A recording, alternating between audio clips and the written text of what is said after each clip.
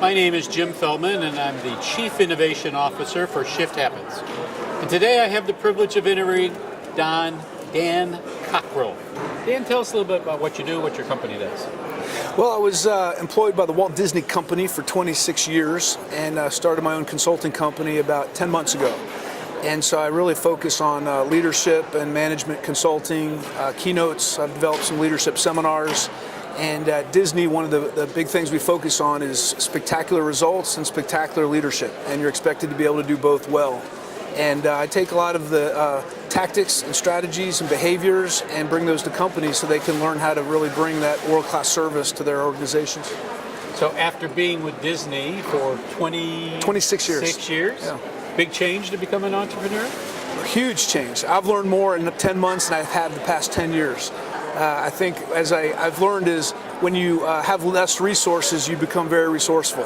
And so I've really been learning a lot about entrepreneurship. And I'll tell you, I always took entrepreneurship for granted in the United States, but now I'm an entrepreneur, I see how easy it is to start a business and how easy it is to connect and the technology people use. And it's been at times terrifying and other times exhilarating. It just depends the day.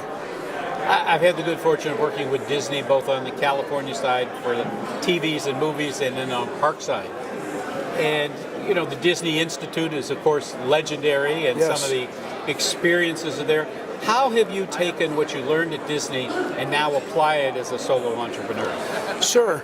I think, when I go talk to these various companies, I have concluded I don't know a lot about pharmaceuticals, and I don't know a lot about healthcare. I don't know a lot about concrete, but I talk to these companies, and what I do is I really bring to them I guess it's the simplicity of how we look at the business at Disney to do what we do. And in the world today, Thomas Friedman in his book, Thank You for Being Late, he talks about VUCA. Volatility, uncertainty, complexity, and ambiguity. And everyone's caught up in that today. Things are going so fast and they're so complex. And I think Disney has done a great job of taking Walt Disney's original dream, which was create an environment where families can create memories together. And we've kept the main thing the main thing. And so a lot of when I speak to companies is culturally, that's what you just got to go back to the basics. Don't make things complex, make things simple. They'll get complex on their own, and really value the people that work in your organization and value the service they provide or the product, and your business will be successful. So keep it simple.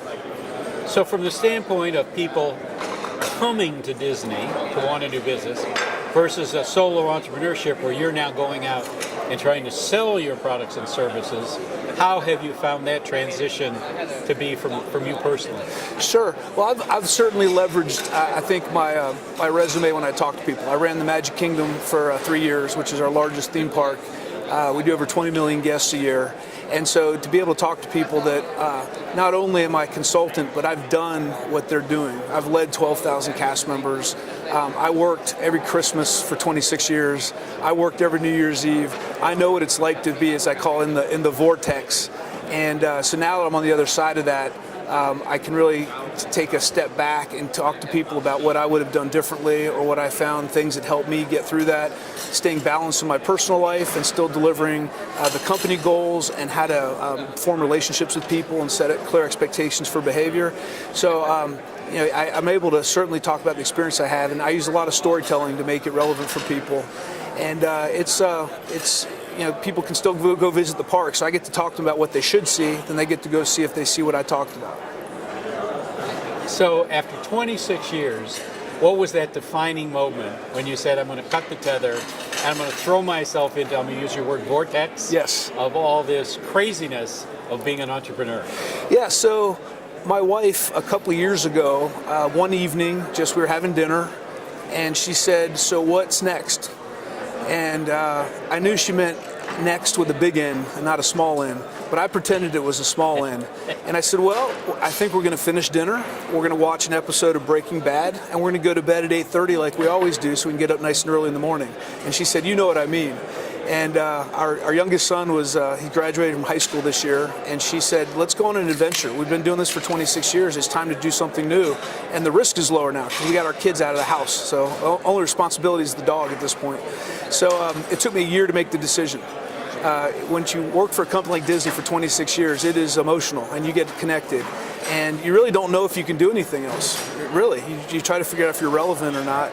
And I talked to lots of people, and my dad has been a great mentor for me and has kind of walked me through it.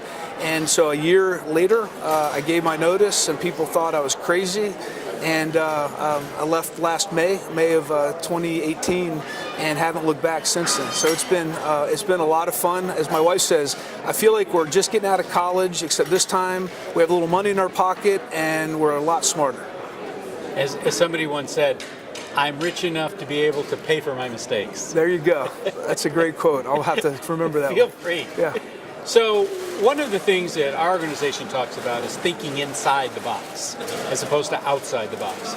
And Disney has been not only innovative in so many things, but they've also been very structured Yes. and very narrow in their way or not any other way. Right. How does that play for you moving forward? Yeah, I think everything, and I'm learning that everything in life is on a continuum, and there is no right answer.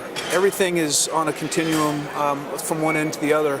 So I found that you have to have, and we've been talking about this at the conference, you need innovation and disruption and chaos to make change, to move forward. But you need continuity and consistency and structure to continue to run your business. And so you need people on your team that are good at both. And you need to embrace, I think, the value of both of those sides. Walt Disney World, we love process. You give us anything, we'll make a process that is just bulletproof. And so sometimes you have to unwind that when you get with your creative partners and say, we're not looking for process right now, we're looking for what could be. And then you let that process crystallize, and once you get to an idea, then we can put in the delivery, which is what that consistency does. And I think that's what people really enjoy out of great brands. Not only are they high quality, but they're consistent. You always know what you're going to get if you go to any of those outlets of a company that's really consistent. And I think people downplay, or they don't understand how valuable that is, or how boring that can become to be consistent. But that's what your customers expect. Well, you even talk about consistency, but there is such a disruptive change in that consistency. McDonald's has been one of those. We only serve hamburgers. Now we serve not only hamburgers, but we'll customize the hamburger, which we never did. Right. We always sold a frozen patty. Now it's a fresh patty. Now you're paying for it, of course. But you start to see that same thing happen in something as simplistic as coffee. Whoever thought that a Starbucks could be grown? Sure. Whoever thought that a Zappos could be grown selling shoes online?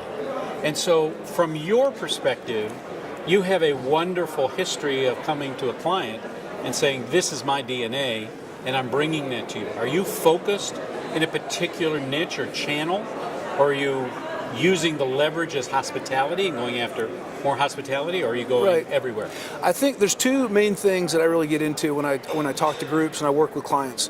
The first one is, once again, bringing a very simplistic approach. Go ask your customers what they want. Anytime you're not sure, go talk to the people that are using your product, they're enjoying your services, and ask them what their experience is. They have the answer. The second group that has the answer are your employees. If a process is not working, go ask them what needs to be improved, because they have to use the tools and processes you give them every day, and they know exactly what that can get better. And somehow we just forget to do that. We get so good at our expertise and we become professionals and we get so much experience, we think we know better than our employees and we think we know better than our guests. And we start to try to train them as opposed to working around them and delivering what they want.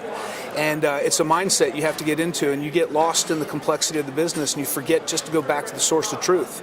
And the source of truth are your employees and your customers. So I spend a lot of time talking to management and leadership teams about that accessibility, that approachability as a leader, to make sure you're out with the moment of truth, where your product and service gets delivered. That's where you have to, we call that keeping the main thing, and going back again and again and again.